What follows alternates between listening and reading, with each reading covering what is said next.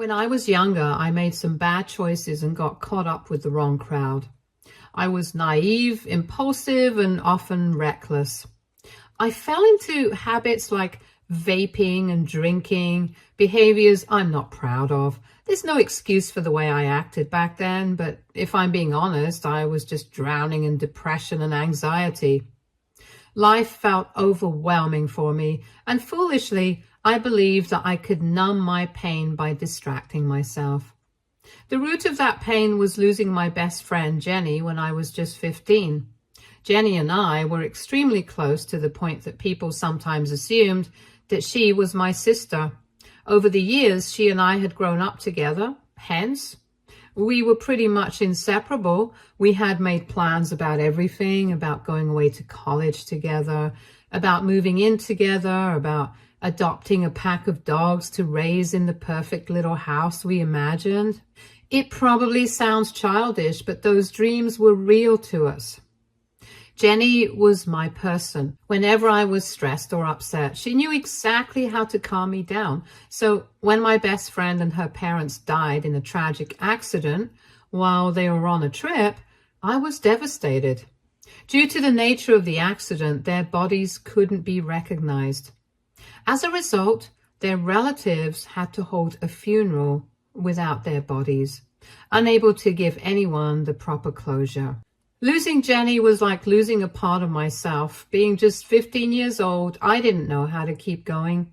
The grief was overwhelming, and I missed her so much that it was almost a physical ache. Sure, I had other friends, but no one came close to the bond I had with Jenny. She was irreplaceable, and that made the loneliness even harder. After her death, school became unbearable. Just walking into the building felt like a heavy weight pressing on my chest. I hated being there, hated the reminder of all the things we'd planned to do together but never would happen.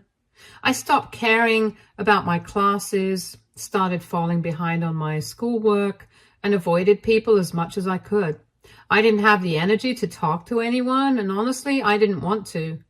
I became this hollow, unrecognizable version of myself, just going through the motions but not really living. That's when I turned to smoking and drinking. At first, I thought they were a solution, a way to escape the unbearable weight of my grief. When I was high or drunk, the pain of losing Jenny dulled for a little while, and I could pretend I was okay.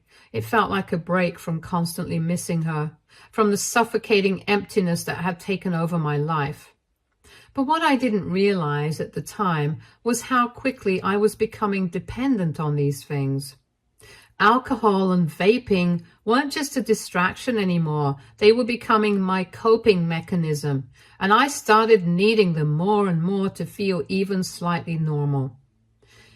By the time my parents realized what was happening, I was already in too deep. They tried to talk to me, to get through to me, but I wouldn't listen.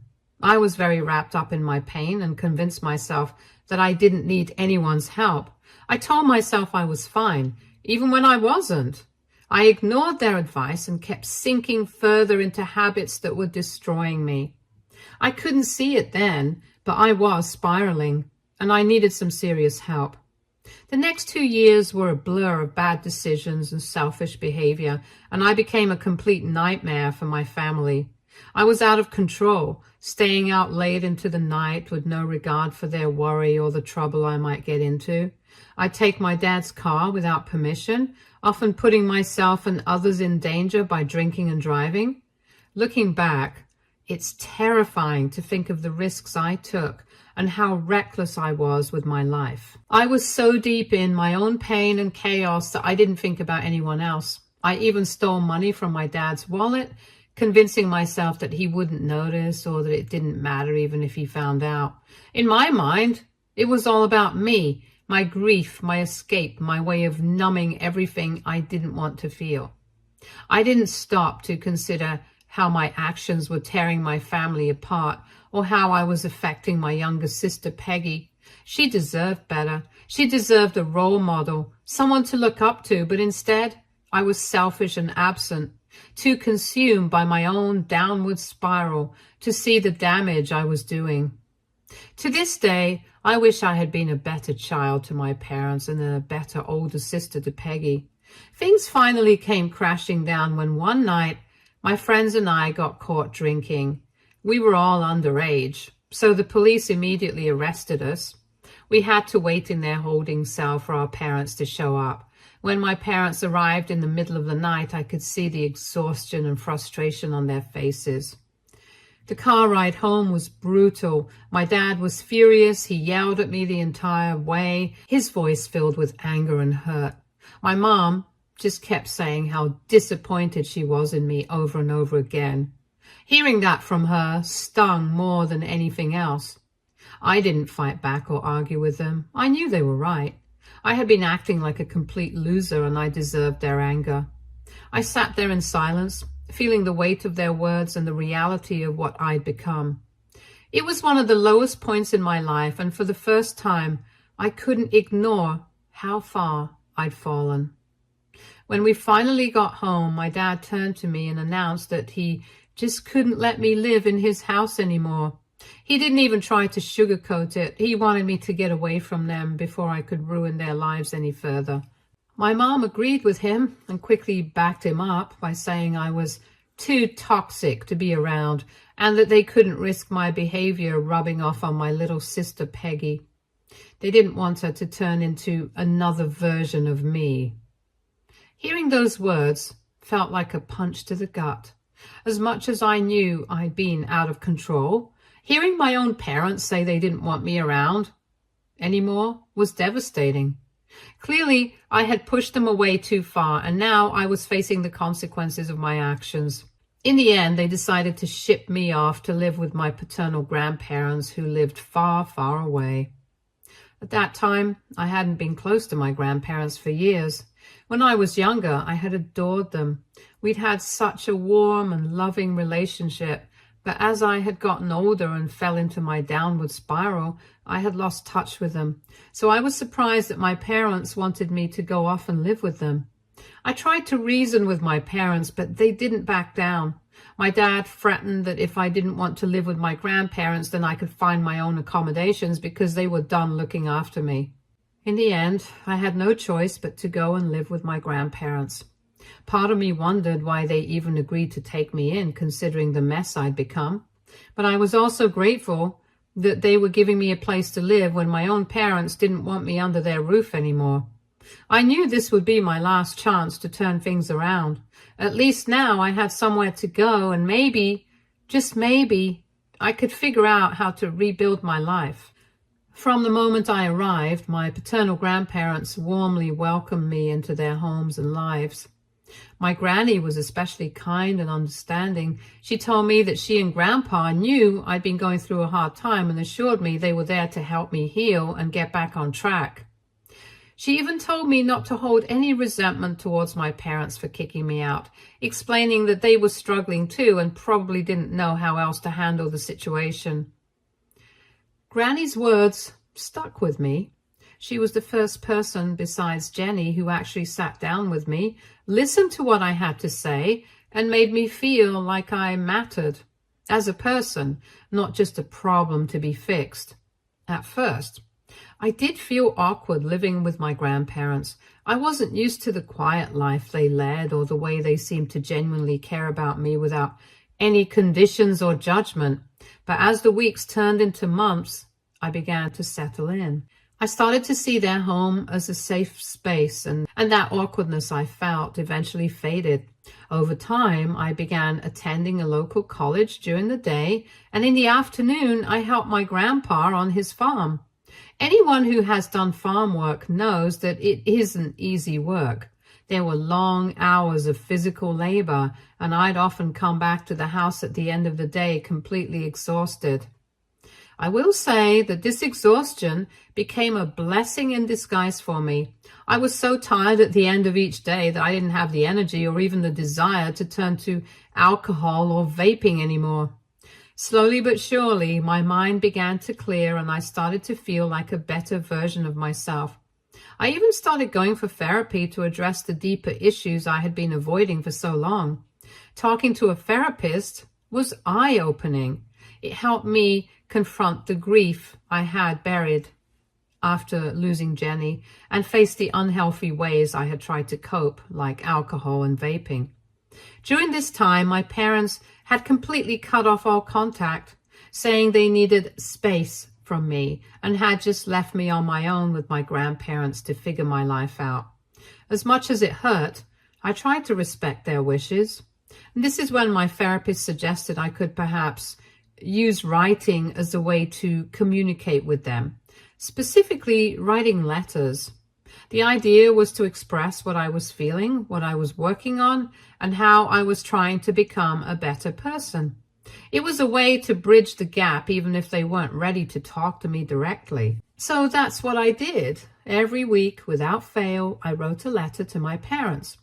I poured my heart into those letters, sharing my thoughts, progress, and reflections. I told them about the therapy sessions, about the farm work with Grandpa, about college, and how much I regretted the pain I had caused them. It gave me hope that one day they might pick up the phone, call my grandparents, or even write back to me. But they never did. For nearly 4 years, I sent those letters faithfully, hoping each time that this one might be the one to make a difference. Still, there was no response, just silence. Occasionally, I'd hear updates about my family through my cousins. They'd tell me how my parents were doing fine, how Peggy was excelling at school and making them proud. I couldn't help but feel a pang of jealousy when I heard those things. I wanted to be part of that life again, to feel like I belonged in my own family. But clearly, they didn't want me anymore. So slowly, I learned to let them go and stop sending them any letters after that. Over the years, I carried forward living my life by working on myself. After graduating from college, I landed a job as a telemarketer, a role that surprisingly turned out to be a perfect fit for me. I've always been very social, and I discovered that I have a natural talent for persuasion.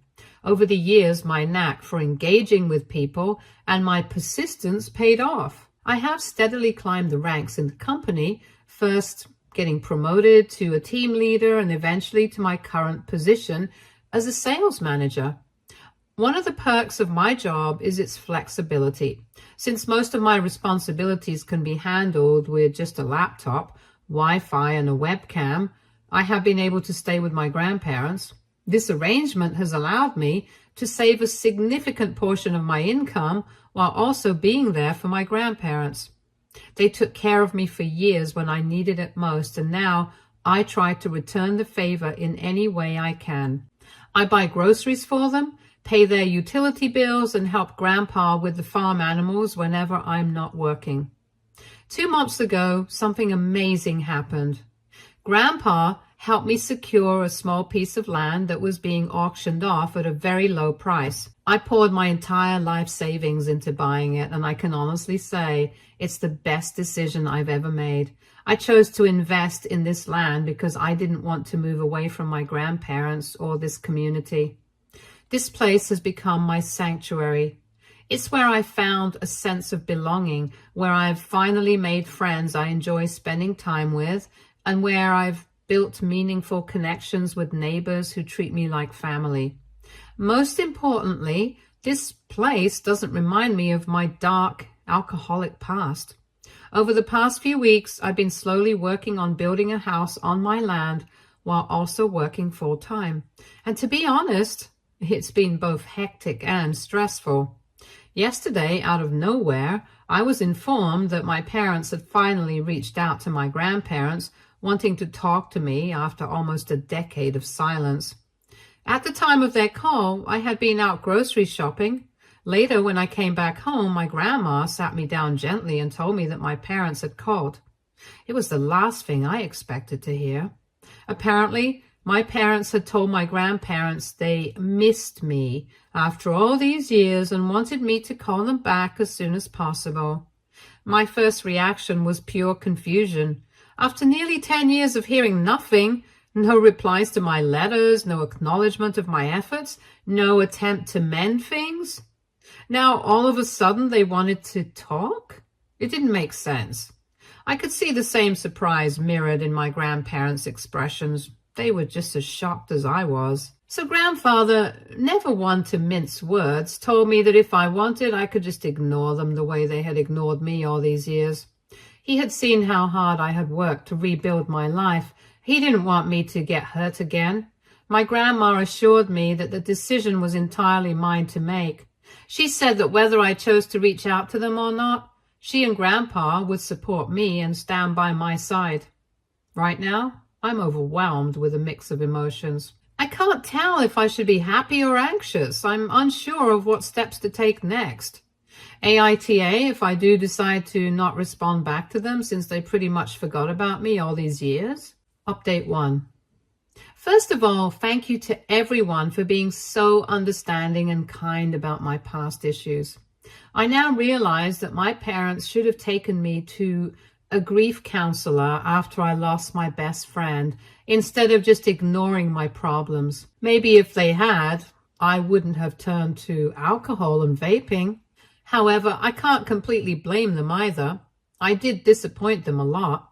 Still, I wish they could have forgiven me, especially since I was just a child at the time. To clarify a few other points that keep coming up. I have changed my number over the years, which is why my parents couldn't reach me directly and had to talk to my grandparents about it. I think this was a good thing since I don't know how I would have reacted had they called me directly. After writing to my parents for a few years, I stopped sending them any more letters since they never replied back to me. I don't know if they ever read my letters or just threw them away. No, my parents never sent any money to my grandparents throughout all the years I lived with them. They just didn't care about my existence once I was gone from their home. Luckily, my grandparents took care of me, and this is why I owe my life to them. Peggy and I have absolutely no relationship anymore. After I moved away, I was busy changing myself for the better, and my parents kept Peggy as far away from me as possible. As some of you pointed out in the comments, I do owe it to my parents to at least hear them out before I just ignore them. So that's what I'm going to do. Update 2. It's been a month since my last update. The reason I couldn't update earlier is because I had a lot of things going on. Turns out my parents actually had an ulterior motive to reach out to me. We sat down for a video call, which initially started off on a positive note. My parents told me just how glad they were of the progress I had made over the years and how happy they were to hear from my relatives and grandparents that I had completely turned my life around. It felt good to hear those words from them after so many years of silence and rejection. For a brief moment, it felt like I was finally being seen for the person I had become. Next, they spent 20 minutes bragging about my sister and all the things she had accomplished. They went on and on, telling me how proud they were of her, how she was doing so well in life, how she was excelling in every aspect of her life. Of course, I was happy for Peggy. She deserved all the praise, and I never wanted to take anything away from her. But in that moment, it felt like they were rubbing it in. I mean, this was our first conversation, even after so long. Anyway, after that, my dad finally admitted that there was a reason they had reached out to me after all these years. This is when my dad explained that they had heard through our relatives that I had bought myself a piece of land and had made significant financial progress, which they had never expected. He joked how he had always thought Peggy would be the successful one, but turns out I was the one who had surpassed all his expectations. I was caught off guard by his backhanded compliment, but I just laughed awkwardly to ease the tension as I didn't know where he was going with this.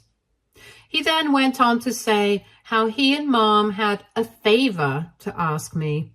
When I asked what they meant, my dad hesitated for a moment before revealing that my mom had been diagnosed with breast cancer recently. I was stunned to hear this as he continued to explain how they hadn't told anyone about it yet, as it had just been a month. My mom had started chemotherapy, but she also needed surgery, and apparently the costs were piling up. My dad told me how over the years he had used up most of his money to help Peggy through college, and even bought my younger sister an apartment for herself, which is why now, with Mom's unexpected medical emergency, they just didn't have enough money left to cover her treatment. This is why when they found out about my land purchase from our relatives, they finally reached out to me, hoping I could help. My mom told me she understood how this might sound to me, how it might feel strange or uncomfortable to help them out financially, given everything that had happened between us. She acknowledged the years of silence, but she said they were desperate now. The bills were rising and they just didn't have the resources to cover them. They had nowhere else to turn but me. She suggested that I could perhaps move back home to live with them, and this way we could finally start to restart our relationship and make things right. At that moment, I felt a rush of conflicting emotions. On one hand, hearing that my mom was battling cancer was devastating. Of course, I wanted to help her. She was my mother. But on the other hand, I couldn't just go back home to them. My whole life was here now. I also couldn't ignore the frustration and bitterness I still felt from the years they had cut me off. I couldn't help but wonder why they were asking me for help in the first place when they had their beloved daughter to turn to instead. So I asked them if Peggy knew about my mom's cancer, and they confirmed that she did, but that they felt Peggy was too young to help them, and that she shouldn't be burdened with their medical bills. Apparently, my sister also didn't have a good enough job like mine, so according to them, I was the only one who could really assist them in their time of need. I told them quite honestly that if they had reached out to me before I bought my land, I would have had the financial means to help them readily. But after this purchase, I had no life savings left. I had invested everything into my future and was working hard to refill my bank account while also building myself a house. I had no money left to send them for their needs. My dad then interrupted me, telling me that I could start by at least sending them a few $100s from my salary every month. As for the rest of the money, he urged me to talk to my grandparents and see if they could pitch in. If it was still not enough, then he suggested that I could also arrange a fundraiser, perhaps online, to raise money for Mom's treatment and help them out in any way that I can. I was surprised at how casually they seemed to expect me to just jump into the role of their financial savior after all this time. I mean, this was our first conversation in almost a decade, and they were already asking me for money, asking me to fix their financial problems without so much as acknowledging the emotional weight of everything that had happened between us. I told them that if they really needed a few $100s, maybe I could send them something, but there was no guarantee.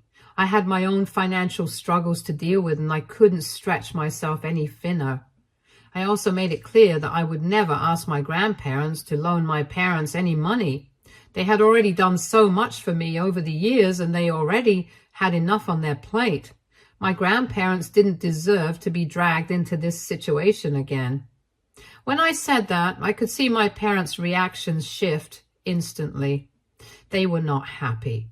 My mom's face tightened, and she immediately started to accuse me of being inconsiderate. She said they would have never reached out to me if they hadn't been desperate, but now she was disappointed that I was still the same selfish, immature child who only thought of myself. She reminded me how I had almost ruined their lives with my bad choices all those years ago.